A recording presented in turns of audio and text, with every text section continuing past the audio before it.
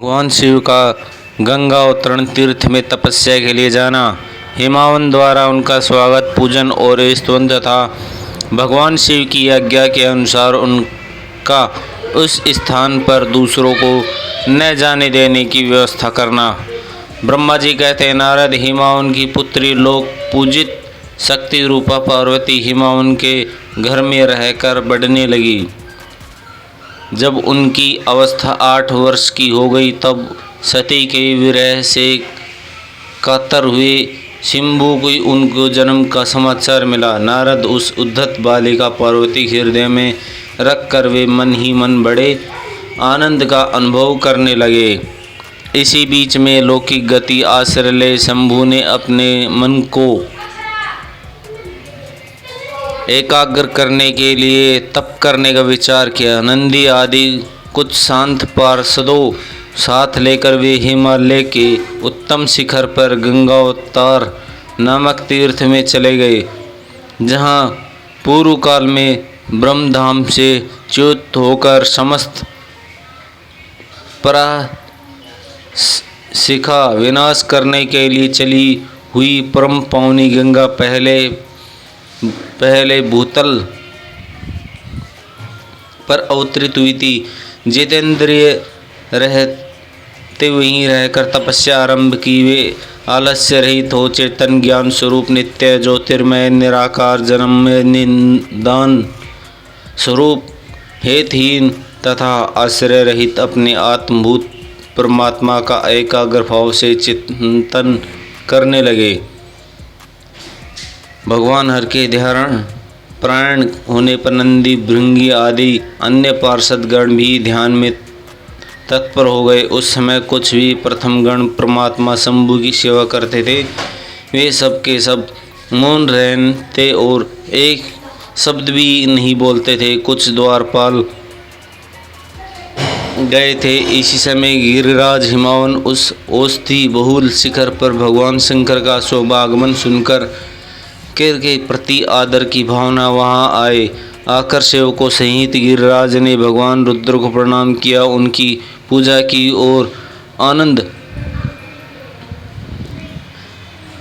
अत्यंत प्रसन्न हो हाथ जोड़कर उनका सुंदर स्तवन किया। फिर हिमावन ने कहा, प्रभु मेरे सौभाग्य का उदय हुआ जो आप यहाँ पधारे। आपने मुझे सनात का दिया, क्यों न हो महात्माओं।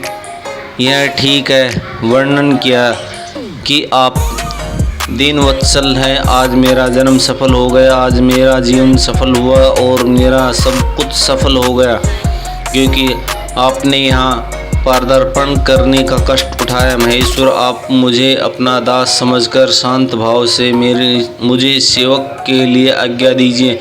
मैं बड़ी प्रसन्नता से अन्यचित होकर आपकी सेवा करूँगा। ब्रह्मा जी कहते हैं, नारद गिरिराज का यह वचन सुनकर महेश्वर ने किंचित आँख खोली और सेवकों सहित हिमावन को देखा।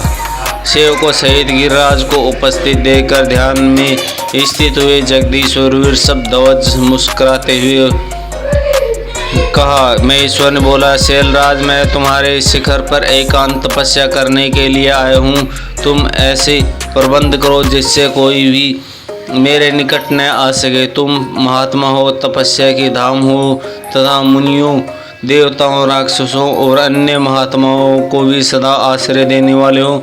द्विज आदि का तुम्हारे ऊपर सदा ही निवास रहता है। तुम गंगा के अभिषिक्त होकर सदा के लिए पवित्र हो गए हो। दूसरों का उपकार करने वाले तथा संपूर्ण पर्वतों को सार्थशाली राजा हो। गिरिराज, मैं यहाँ गंगा अवतरण स्थल में तुम्हारे आश्रित होकर आत्म संयम पूर्ण बड़ी प्रसन्नता के साथ तपस्या करूँगा। शैलराज श्रेष्ठ, जिस साधन से यहाँ मेरे तपस्या बिना किसी विध्वंस बाधाओं के चालू रह सके, उसे इस समय प्रयत्न पूर्वक करो। पर्वत मेरी यह सबसे बड़ी सेवा है। तुम अपने घर जाओ और मेरी जो कुछ कहा है उसका उत्तम प्रतीक से प्रयत्न पूर्वक प्रबंध करो। ब्रह्मा जी कहते हैं, नारद ऐसा कहकर सृष्टिकर्ता जगदीश्वर भगवान शंभु चुप हो गए। उस समय गिरिराज ने शंभु के प्रेम पूर्वक यह बात कही, जगन्नाथ परमेश्वर, आज मैंने अपने प्रदेश में स्थित हुए आपका सफलता स्वागत पूर्वक पूजन किया। यह मेरे लिए महान सौभाग्य की बात है। अब आपसे और क्या प्रार्थना करूं महेश्वर। कितने ही देवता बड़े बड़े यत्न का आश्रय ले महान तप कर के भी आपको नहीं पाते, वे ही आप यहाँ स्वयं उपस्थित हो गए। मुझसे बढ़कर श्रेष्ठ सौभाग्यशाली और पुण्यात्मा दूसरा कोई नहीं है, क्योंकि आप मेरे पृष्ठभाग तपस्या के लिए उपस्थित हुए हैं। परमेश्वर, आज मैं अपने को देवराज इंद्र से भी अधिक भाग्यशाली मानता हूँ, क्योंकि सेवकों सहित आपने यहाँ आकर मुझे अनुग्रह का भागी बना दिया। देवेश, आप स्वतंत्र हैं, यहाँ बिना किसी विघ्न बाधाओं की उत्तम तपस्या कीजिए। प्रभु, मैं आपका दास हूँ, अतः सदा आपकी आज्ञा के अनुसार सेवा करूँगा।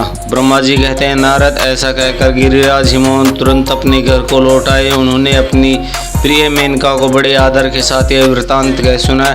तत्पश्चात शैलराज ने तथा जाने वाले परिजनों तथा समस्त सेवक गणों को बुलाकर उन्होंने ठीक ठीक समझाया। हिमालय बोले, आज से कोई भी गंगोत्तरण नामक स्थान में जो मेरे पृष्ठभाग में ही है, मेरी आज्ञा मान कर न जाएं।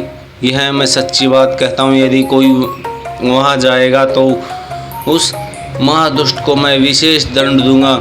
मुनि इस प्रकार अपने समस्त गणों को शीघ्र ही निमंत्रण करके हिमावन ने विंध्यान निवारण के लिए जो सुंदर प्रयत्न किया वह तुम्हें बता सुना रहा हूँ।